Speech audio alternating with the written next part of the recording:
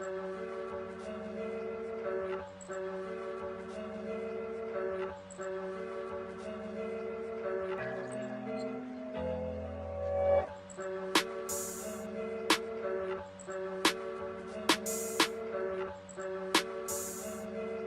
think if I was talking to a young person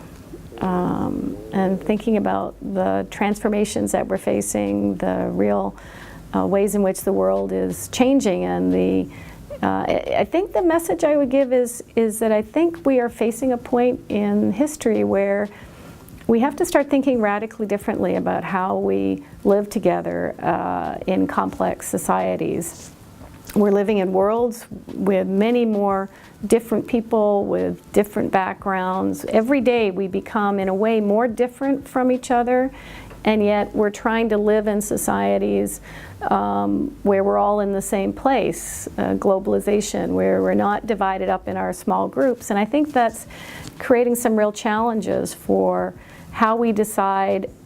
in our societies what is okay and what's not okay, what is good to do, what's not good to do, what are people allowed to do, what are they not allowed to do. I think the ways that are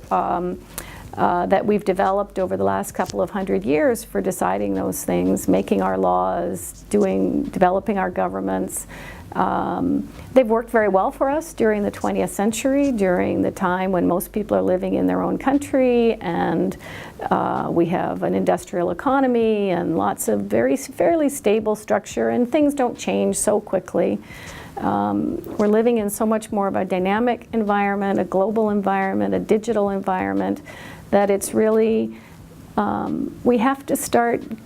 to be imaginative and creative about how do we come up with the rules that say what's okay and not okay for us to do? Do we need more choice about what rules we live under, and in what size groups? Are there ways for us to communicate across in a global setting to decide what's okay and what people are allowed to do? And I think I would be wanting from our young people the passion and the courage to say we could do this very differently.